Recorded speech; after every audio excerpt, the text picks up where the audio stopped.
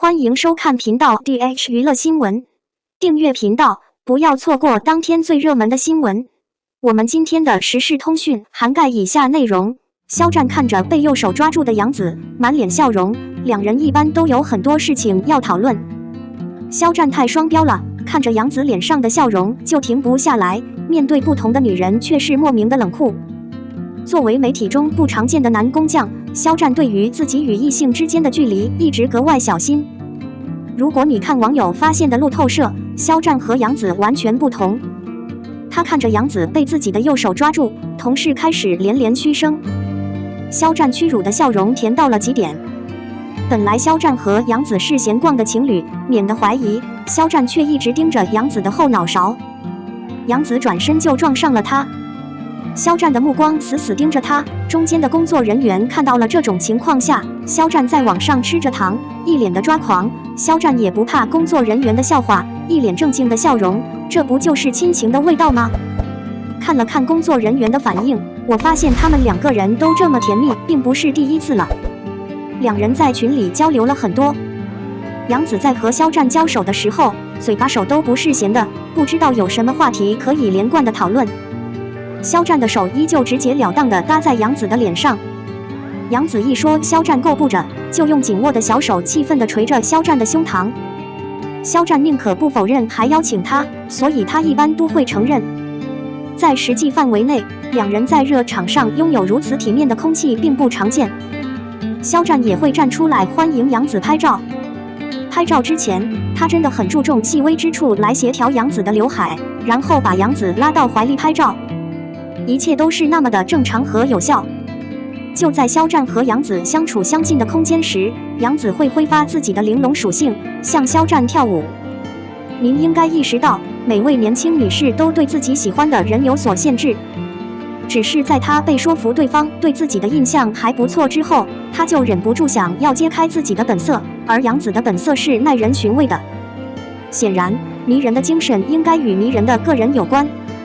肖战就是这样一个人。面对杨紫的古怪，肖战会助一臂之力，笑嘻嘻的吐槽，很像他们一般讨论的话题很大。靠近他的工作人员再次捂住嘴，看着高手送糖。假设这些是肖战看到可爱精致的杨紫时的正常反应，那么在这一点上，这种正常的反应同样是肖战单独见面时的特殊标志。在一次会议上，专栏作家要求肖战在一个句子中使用迷人这个词，响应敲响了警钟。一场体面的造句游戏变成了一轮对杨紫的表扬。这是一种物质反应，需要你喜欢的量吗？如果这两个人在一起，他们会是什么超自然的混合体？北京春晚总监李告诉大家，当被媒体问到总裁选肖战和杨紫做春晚代言人的正当理由时，总裁深有感触，一个是实力强大的肖战，另一个是紫起东来的杨紫，首领更是扑街 CP。不得不说，姜老火辣，首领真聪明，紫气来自东方，强大的 CP 座右铭也来自这里。要是肖战真的和杨紫在一起了，也不算太可怕，温婉如玉再加上一个轻松的 CP， 实在是太甜了。你怎么看？02沉香如饕餮三生三世虐恋高天。唐周很热情，但严丹却是代替应远。杨紫的新剧《沉香如》梗在喉，正在寻找顶级的意境。严丹原本是个妩媚的小姑娘，却在遭遇了尘世的清静之后，变成了自由而战胜的爱慕冠军。杨紫，久负盛名的小明星，如今已是一流的花艺师。与她合作过的男性专家中，有很大一部分都成功圈粉了，无论是《蜜糖霜》中的邓伦，还是《蜜糖霜》请多指教中的肖战，是哪一部不是外表的屋顶吗？更何况这一次的帮凶是最近被点名的顶级装修诚意。他在剧中扮演了两个角色，应援首领和小官同唐周功不可没。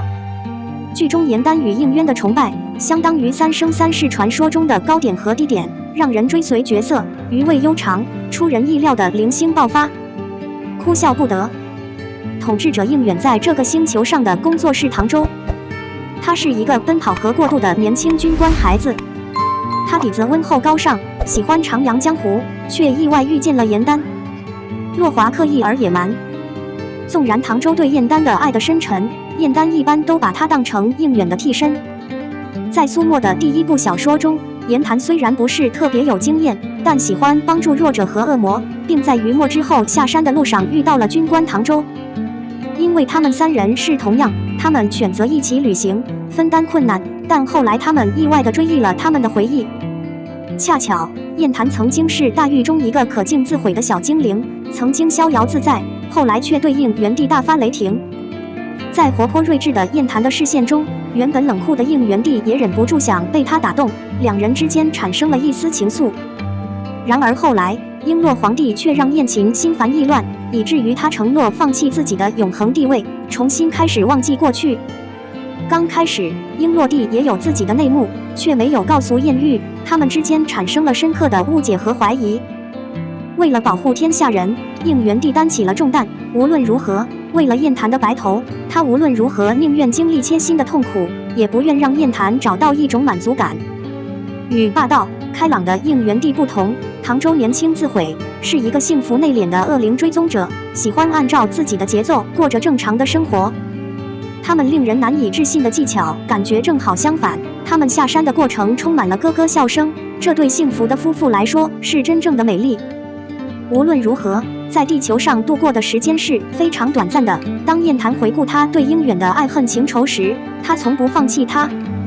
唐周温暖而脆弱，但他毕竟不是燕谈的那种人，却将应远最渴望的存在延续到了自己身上。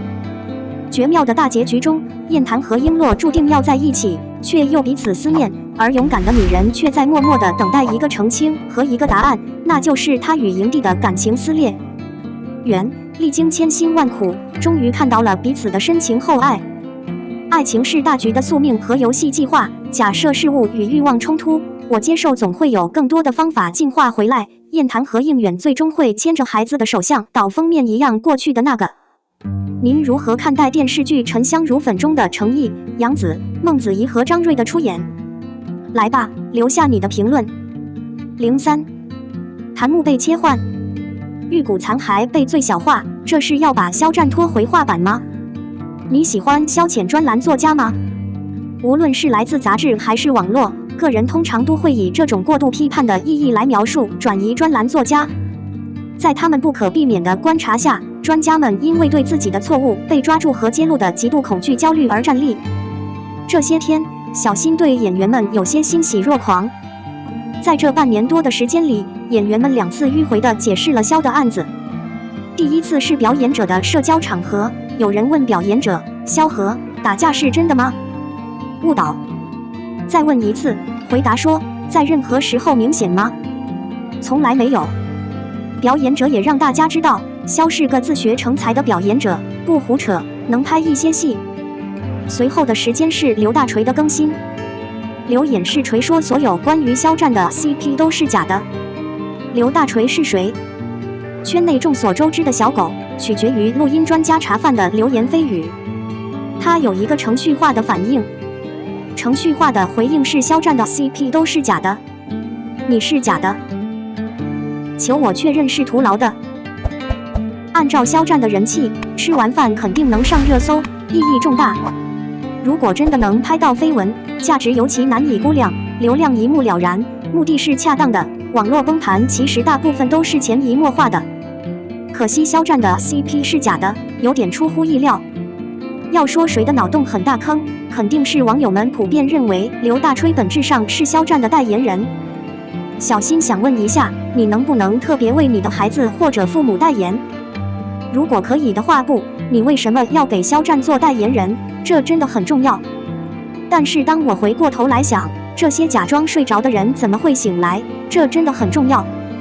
所有意图和目的都是众所周知的。对肖战粉丝来说，肖战不推销 CP 意义重大。换句话说，只要肖战等人组成 CP， 就不是营销号，也不是黑粉，一般与大众的看法相反。只有他们基本会继续执着于肖战的私生活，这其实是很有意义的。粉丝和路人都比较关心肖战的作品、肖战的生意等等。说起作品，很难不提玉骨遥，这与人们的普遍看法相反。鹅厂小助手表示，玉骨遥基本会在中暑期间播出，不过粉丝们还是很期待6、7月份的。现在7月快结束了，玉骨遥还没有正式公布，出乎人们的意料。粉丝等不及了，营销账号等不及了，至少他们是这么想的。网上传闻肖战人闵玉骨多半有一个远程0811文件，具体上了热搜。紧随其后的话题是肖战方否认玉骨有一个远程0811文件。看这2波话题带动的流量，大体可以看出玉骨遥的火爆程度。以前特别有传言说玉骨遥控器多半是丑陋的，但现在他不会失败，我开始多半失去我的粉丝，这与人们普遍认为的相反。想扼杀我粉丝的热情吗？好在肖战放现在基本反应快了，潜移默化地扼杀了摇篮里的流言蜚语。我特别认为，在这个澄清之后，营销账户基本上无法带来相当大的节奏。没想到玉骨遥这个话题下周基本不会审核了，暑假一般都很难看到。玉骨遥其实可能是关于明星的话题，无论出于何种意图和目的，这都是相当重要的。这告诉了小新什么？这通常是相当重要的。只有嫦娥和肖战才能真正把营销号的脑洞补上一个不小的坑。各种类型的信息大部分都在不断的在网上专门流传，而肖战的官方澄清频率普遍越来越高，实际上平均半个月才能澄清，这是出于所有的意图和目的是相当重要的。另外，肖战具体还没有正式宣布基本入群，这点意义重大。基本上下一部新剧的传闻还是比较多的，基本上比如肖战的新剧会专门拍《太阳有我》，或者他们真的是这么想的。具体入群时间从8月改到9月了。女主是白百合，基本上是谭松韵等，一般与大众的看法相反。不管是多么真实，肖战在很大程度上都没有官方宣布，他只能是一个大的瓜。营销号角再厉害，也不能硬生生把 CP 推到肖战的头上，这多半是意义重大。毕竟如果是假的，也不能说是特别的真，这点很重要。我们的新闻部分文此结束，欢迎把你们的想法留在评论区，大家一起讨论一下。欢迎，也别忘了帮我点个赞加关注谢谢大家。